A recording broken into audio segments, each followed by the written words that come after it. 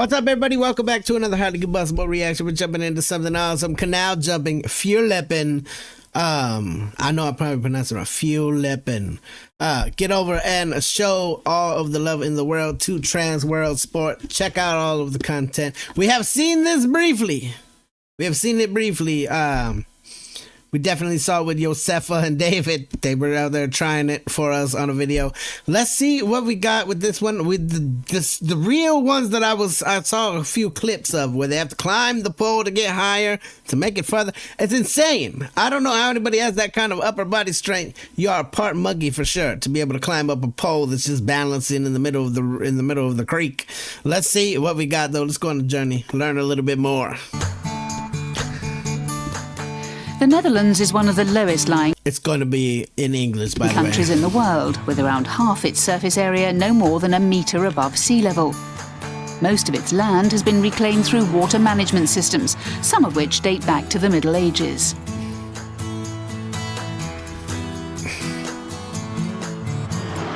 There are over 1,000 windmills in the country, as well as a series of dikes, levees and water plants.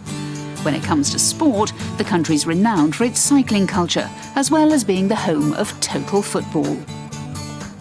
And the multitude of canals and waterways here has beget another sport, Fierljeppen, or canal jumping. Douwe Boschma is a board member at the Dutch Fierljeppen Association.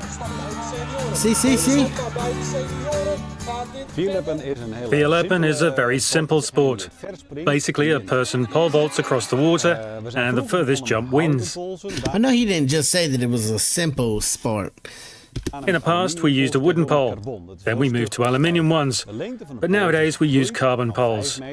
It's tough and stiff, but extremely light, so it falls slower. The length of the pole has grown from 5 metres to 12.5 metres, and because of that, people are jumping further. The Dutch record is over 21.5 metres. Fierljeppen dates back to the 13th century. Farmers would use wooden poles to traverse waterways and get to different plots of their land. I can't believe it went from being something so simple, like, hey, I just need to get across this creek, that somebody say, you know what, let's make a sport. Let's see who can get across the farthest. That's just some stuff that we would do as kids, sitting around, create a game. Like, and now it's huge. In the spring, people would also vault across canals in search of birds' eggs.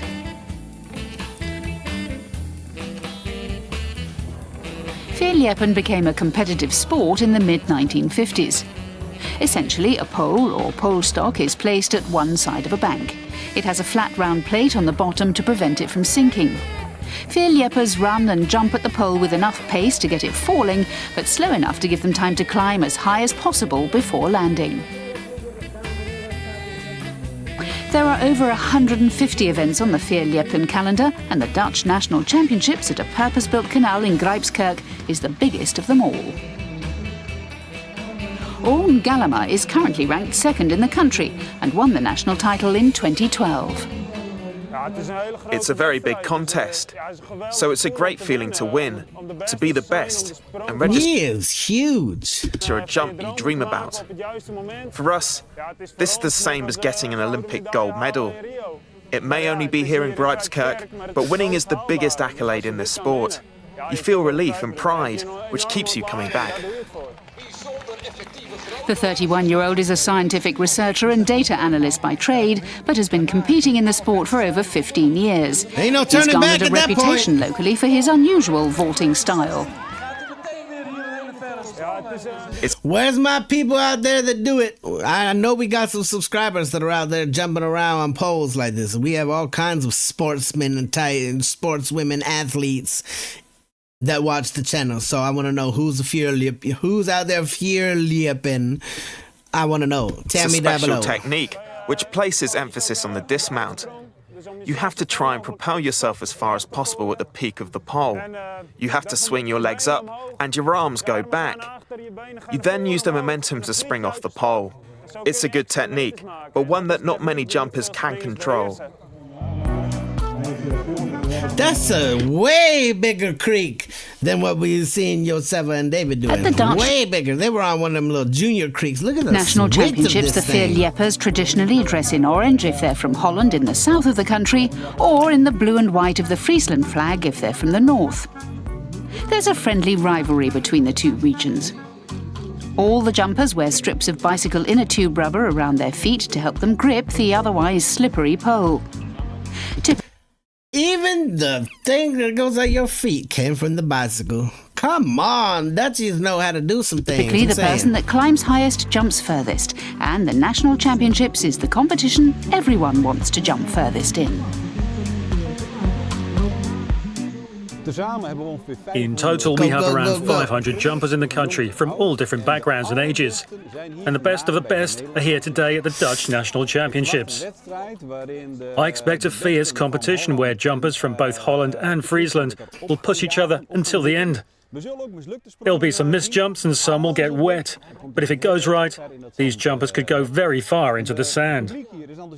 The crowd here is very enthusiastic too. Yeah. So you'll hear lots of cheering and chanting. Some of these people be hitting hard as hell on the other side, but they don't care. Owen They jump starts the right up. competition well, registering a respectable jump of 19 meters 39 in his first 3 attempts. In zijn derde sprong. Hij probeert het. En hij gaat hier voorbij de 19 meter. Ja, ik denk het wel. En daarmee... There has to be some Reigning champion injuries. Bart Hemholt trumps him with a distance of 19 meters 80, but it's Friesland's Nard Brandsma who takes a healthy lead going into the final with a mark of 20 meters 41.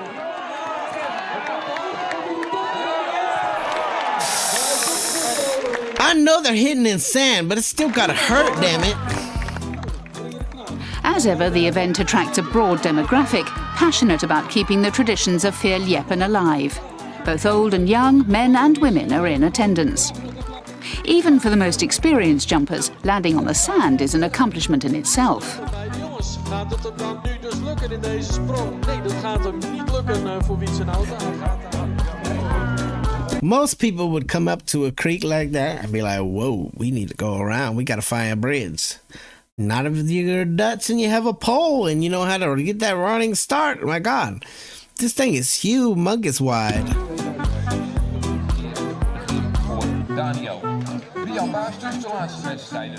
24-year-old Kimberly Engelhart is one of the best female Fierljeppers. She achieved a personal best a matter of weeks before the competition and was keen to dispel any concerns about the safety of the sport. As long as you let go at the right time and fall well, it's not dangerous. But you have to pay It still attention to what looks you're doing. dangerous. Every jump is different. The weather changes, there's wind, and you have to anticipate that. It's a challenge. You always want to improve and take more risks to jump further.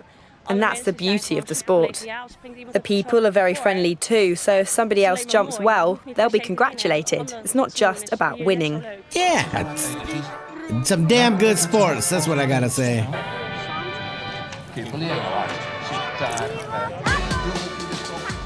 Kimberly misjudges her first jump, but lands safely with her other 2 attempts. Her best distance of 14 meters 31 isn't enough for the final though, and she finishes 5th.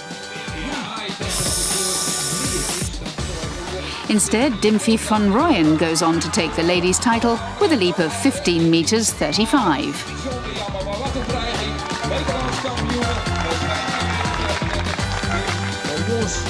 Meanwhile, there's high drama in the men's final.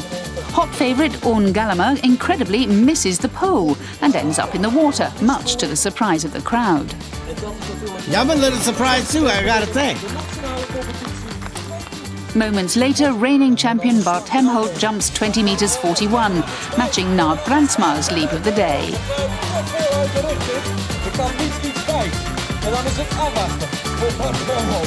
There will come a time in your life where you're just gonna be like, nah, I'm too old for that now. With the scores tied after the final 2 jumps, the judges take a look to the beating. pair's second best distances. And it's Bart Hemholt, who's retiring from the sport this year, who retains his crown. Hey, that's freaking awesome. What a way to go out. You're retiring, but you had to just It leave a feels mark. extra special this time, as this is my last year, and I also won it by a small margin. Our jumps were less than a centimetre apart, so it came down to the second best jump. It was exhilarating. I bet it is exhilarating. I would try it. I doubt I'll make it across, but I would be willing to get wet just for entertainment's sake, for sure. I don't understand how. I think it's amazing, but my mind doesn't make it. Like, the things that we sat around and sat, like, you know, some farmer was out there just jumping over his creek one day, and then they all said, you know what? Why don't we turn this into some sort of a game? Like, let's see who can get across the front. It's probably something that they were doing long before it was ever even like a huge sport, which is crazy to me. It's just nuts. And the way that they've gone through different polls, the whole sport has evolved, apparently. And now we just got something freaking awesome to watch. I definitely enjoyed it. Get over, show Trans World Sport all the love in the world. If you enjoyed it, the link's in the description. Smash the like button if you liked it, the dislike button, but I won't believe you. Till the next one, I'm either Combustible. You guys be happy, healthy, safe. I love you to the moon, the back. Peace.